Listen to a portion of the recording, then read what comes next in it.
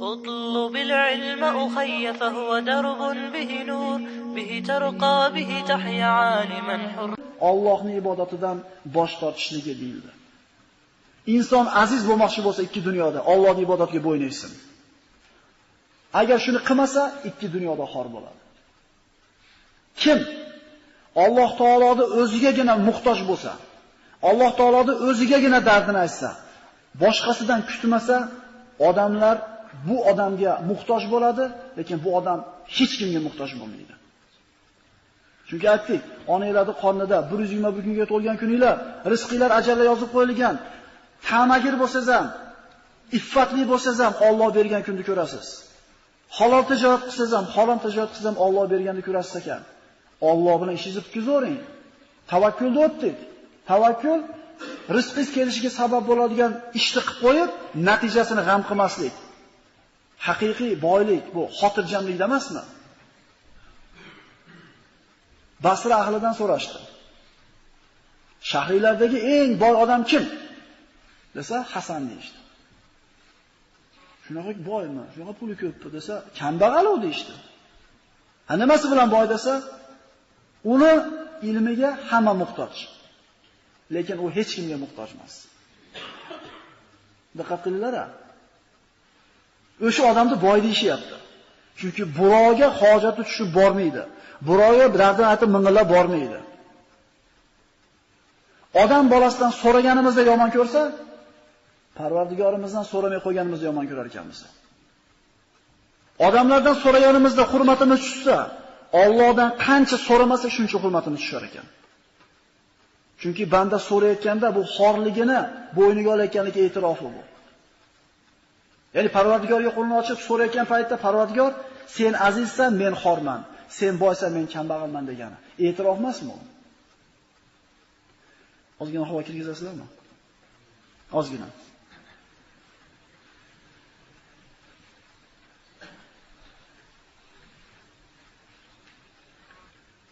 Tavakkul boylik, kuch manbai, taqvo hurmat manbai. Ya'ni Buxoriyda aytdi, Imom Buxoriyda. Taqvo qilgan odam edi, odamlar xor qilamizni haydab chiqarishdi.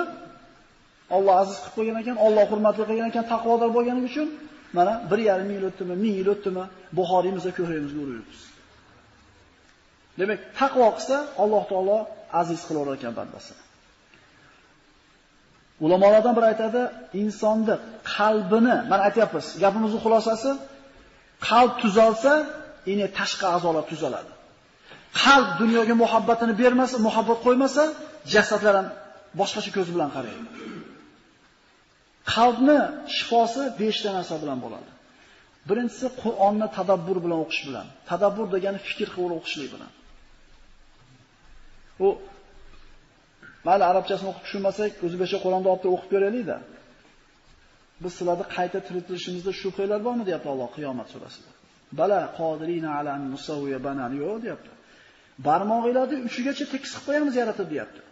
Ya'ni 1,5 yil burun barmoqning izlariga ishora qilinyapti. 19-18-asrda oxirida aniqlandi insonning barmog'ining izi bir-biriga o'xshamasligi. Bu Alloh bildirmasa payg'ambarimiz qayerdan bilar edi yozishni bilmaydigan savodsiz odam. Jinni fikr ko'radigan bo'lsa dahshatga tushib ketasiz. Shunday emasmi? Onanglarning qornida 40 kun deyapti. Payg'ambarimiz doktor bo'lgan emas, qayerdan bildi bularni? Ozgina fikr qiladigan bo'lsak, Qur'onga bo'lgan muhabbatimiz oshadi, qalb tarbiya topadi. Ikkinchisi, qorinni bo'sh tutishlik. Yana qoringa borib taqalyapti. Qorin bo'sh bo'lsa, fikr yuritish yaxshi bo'lar ekan. Qorin to'q bo'lsa, uyqu keladi bo'ladi. Mana asr bilan shomni payti. Kitob olib o'qib ko'ringlar-da. Ertaga. Boshqa payt malolanasiz, boshqa payt kallangizga kelmaydi, uyqus keladi. Asr bilan shom paytida o'qib ko'ringlar kitob mana shu rozador paytingizda. Qorin bo'shda, qorin bo'sh, aql zo'r ishlaydi. Kashfiyotlarda ham aksariyatini kambag'al o'ylab topgan. Chunki qorin bo'sh bo'lgan. Qiyomul layl keyingisi. Tunda uyquni harom qilib turib, 2 rakat, 5 rakat, 10 rakat namoz o'qishlik. Chunki qiyomul layl haqiqatan insondagi ruhoniyatni tarbiyalaydi. Chunki hech kim ko'rmaydi ibodatingizni. Mana Xuftonda o'qiyapsiz, ko'ryapsiz. Kecha kelmading demasin deb ham keladi ba'zilar. Lekin qiyomul layl qilganingizda hech kim ko'rmaydi. U o'zingiz bilan Robbingiz o'rtasidagi nima? Sir. Maqtanmaysiz hamda kechqurun turib 20 rakat namoz o'qidim. Chunki u gapni gapirsangiz, u riyo bo'lib qolishini bilasizda, indamaysiz. Shundaymi? Qiyomul layl qalb tarbiyaladigan ishlardan va saharda istig'for etishlik. Saharda Allohga istig'for etishlik. Va 5-inchisi eng asosiysi birodarlar, mujolasatus solihin. Solih odamlarning suhbatida o'tirishlik. Eng kamida o'shalarning o'tirganingizda 7 ta fazilatini aytdik, ilm majlisining fazilatini. Gunohdan tiyilib turasiz, o'tirgan har bitta lahzangizga sadaqa yoziladi, yelkangizga parishlar ichiga dam oladi, Allohning rahmati yog'adi, hokazo. Haftada bir martami, 15 kunda bir martami ilm majlisi bo'lishligi kerak. Chunki ana shu qalbimizga o'tirib qolgan dunyo muhabbatini changini qoqib ilm majlisi. Allohning zikrini eshitgani kelyapsizlar, shunday emasmi bu yerga? Dam olish bo'lsa, uydan boshlab dam olsangiz ham bo'laveradi. Nimaga kelyapsizlar? O'ylab ko'rmaysizlarmi shuni? Qalbga orom beradigan Allohning zikri borki, shuning uchun kelinyapti bu yerga. Lekin shu lazzatdan bexabar yurgan odamlar yuribdi ko'chada. Uyga borib televizor tayida vaqtini o'tkazyapti.